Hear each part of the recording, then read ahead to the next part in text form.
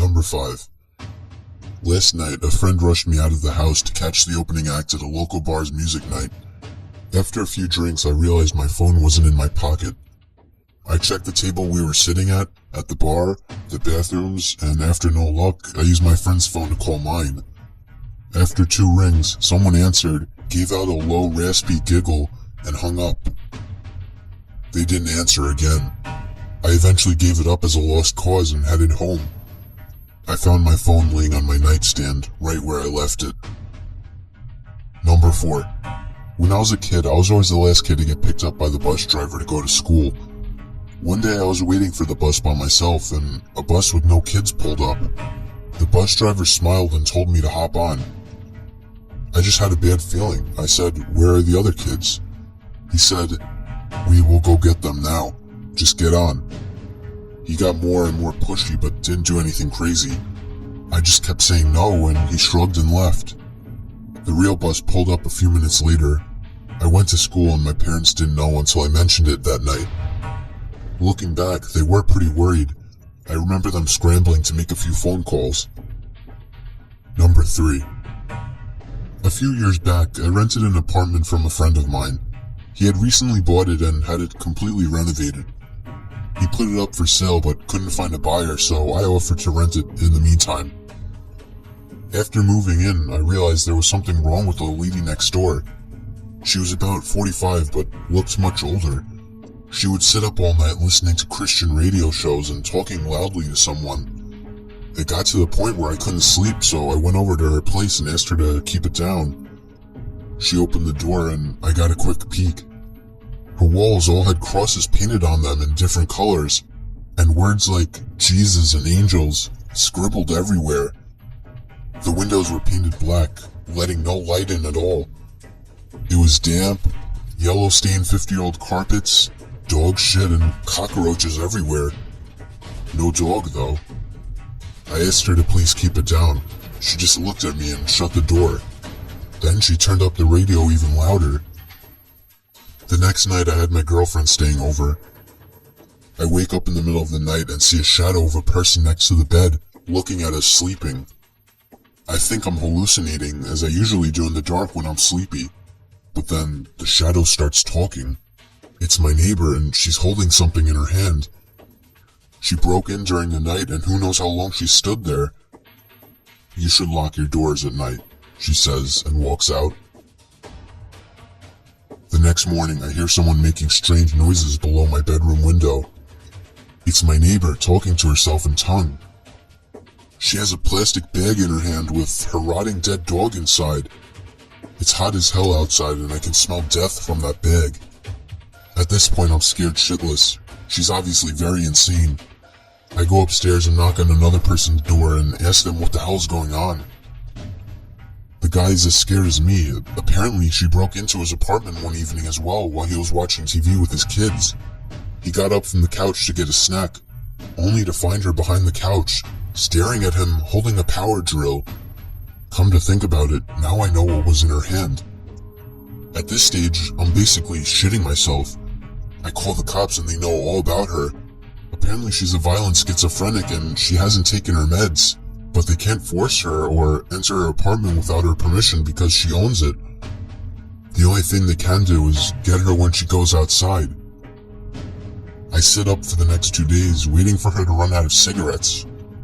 When I hear her leave at 2 a.m. to go across the road to the 7-Eleven, I call the cops. They have 3 cars and a special van over in less than 2 minutes. They restrain her and throw her in the van and drive off to some institution, and in less than a minute, it's like she was never there. I never see her again. Still have nightmares about her looking at me in my sleep. Number 2. I was about 15 minutes from finishing the night shift at work when there was a massive crash on one of the windows in the office, so I get up and go check it out. Someone has thrown quite a sizable rock through one of the windows on the front of the building. This is made especially weird because I'm working in the industrial district at 11:30 at night with none of the other businesses open. I go back to my desk, put a quick call through to security to let them know and decide to head home. As I'm leaving the building, I'm freaking myself out about it more and more and end up running to my car, getting in and taking off. I'm almost home and I've started to calm down a bit when I realize that I didn't unlock my car when I got in. It had been unlocked the whole time. I do a quick check with my hand in the back seat for any possible murderers that might be hanging around there, but there's nothing there.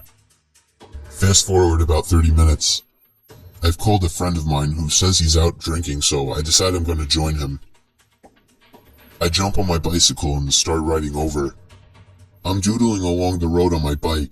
It's a nice night and I'm in no big rush, just enjoying the moonlight, when I hear someone riding behind me. I straighten up and stick to one side of the road. He passes me really slowly, and when he's right beside me, he shoots me a smile, and I can describe it as purely insane. I kind of flinch and am taken aback as he rides on. That's when I realize he's riding my mom's bike. Needless to say, I sprint the hell home. When I get there, sure enough, her bike is missing and one of my car's doors is open. The back left one. I was driving and had no need to open that door. Number 1. I worked at a campground on night shift, 12 a.m. to 8 a.m. every night. It wasn't bad. I would bring in my PS2 and game a good portion of the night, only having to deal with 1 or 2 people on busy nights. It was just me in this little 8-foot by 8-foot shack, with nothing around but dark all night. My first week there, the other third shift guy who was quitting told me about this payphone a few feet from the shack where I worked. He said it rang every night at 4:17 a.m., just once. It was probably just an automated test call, he guessed. He's never answered it himself. I go for a few months with the job. It was the middle of the summer, so most nights I had the windows closed, so I couldn't hear the payphone go off. Mid-August, I started leaving the windows open during the night. Sure enough, at 4:17 a.m. every morning, the phone would ring once. The ring even sounded creepy, like the payphone was submerged in water and then put where it sat. One night I got up the nerve to answer it.